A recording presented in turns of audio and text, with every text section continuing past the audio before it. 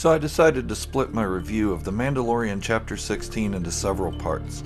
Otherwise, it would be an hour-long video. Warning, there are spoilers ahead for this episode, so if you haven't seen it yet, back away now and come back after you have watched it. I will be talking about Bo-Katan in The Mandalorian Season 2, Chapter 16, today on Star Wars Fanatic.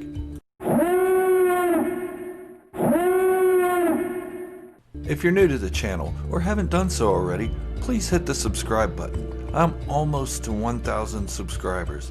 Go ahead and hit the thumbs up as well while you're at it, and show the love for the work I put into this video and every one that I create. Okay, I'll say it one more time. There are spoilers ahead for The Mandalorian Chapter 16, the final chapter of the second season.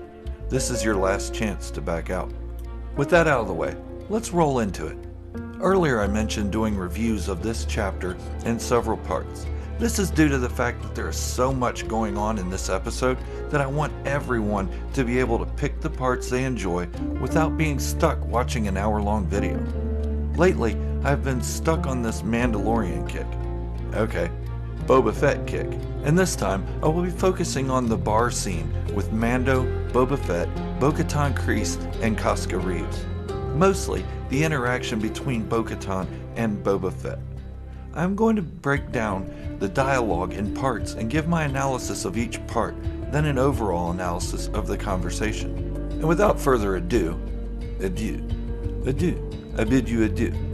No wait, wrong thing. Okay, so in the first part, Bo-Katan tells Boba, "You are not a Mandalorian," to which he replies, "I never claimed to be." At first, I wanted to slap her. How dare she call my guy out like that? But then I realized she was talking about him being a clone. There is a much deeper meaning to what she said, and I will get into that in a bit. Back in the earlier episodes of the season, Din Djarin refused to wear his helmet, and Bo-Katan called his covert a group of religious zealots and fanatics, basically saying, relax a bit. There are different ways to be Mandalorian without going overboard and being too extreme. And at first glance of this, you want to tell her, relax a bit. There's other ways of being Mandalorian without being too extreme. Now, she shows her creed is even more strict than that of a cloned Mandalorian. This time, she came off as an elitist, so it shows she is middle level when it comes to how strict of a creed different Mandalorians follow. The fact remains that Boba Fett's name is encrypted in his armor. This had to be done by a Mandalorian armorer. It doesn't mean he is a Mandalorian, but it does mean the armor is his and he would be able to become a Mandalorian if he so chose to.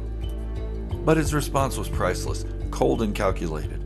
I never said I was. He also never said he wasn't a Mandalorian. I'm not trying to push the issue of Boba Fett being a Mandalorian. I've already been burnt on that. I'm only saying the possibility is still there if he chose it. Otherwise, a religious zealot such as Mando would never have allowed him to keep the armor without a fight. Remember, Bo-Katan is less strict than Din Djarin in the creed she follows, and he allowed Boba to keep the armor. Okay, the next part of the conversation is just as interesting. Bo-Katan says to Boba Fett, "You disgrace the armor you wear." His reply, "This armor was handed down to me by my father." Then she rebuttals, "You mean your donor," acknowledging him as a clone and the meaning of her hostility toward him. She then says, "I have heard your voice thousands of times." This is very important when establishing why she is acting the way she is. So it goes like this.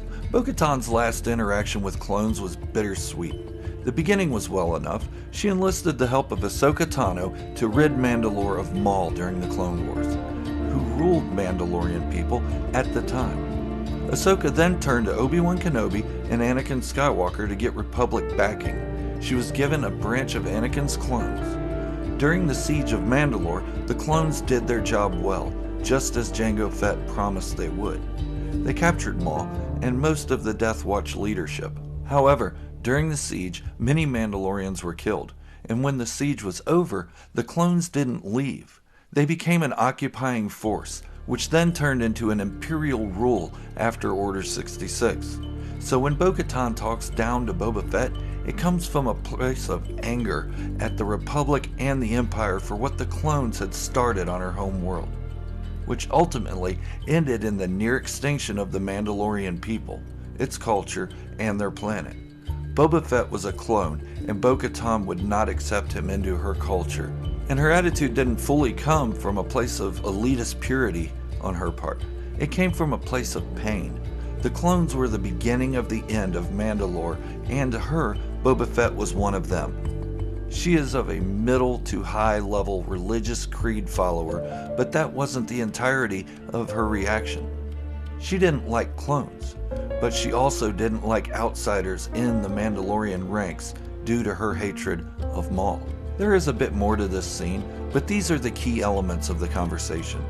I like looking for deeper meaning in things. Yes, at first I thought she needed to be put in her place, and I almost canceled my pre-order of her Black Series figure. Why? She almost became another Commander Fox to me. Then I realized where she was coming from, and I understood her so much more. I can't say I agree with Boba Fett not being a Mandalorian, but I do understand her position. What do you think? Was Bo-Katan out of line, or is my assessment way off? Let me know what you think in the comments below. Please don't forget to hit the subscribe button. I am so close to 1,000 subscribers. Hitting that mark will help my matrix so much and further my ability to bring you even better content. Hit the thumbs up to show some love and share the video. I love making these for you guys. Thank you for watching, and remember, this is the way.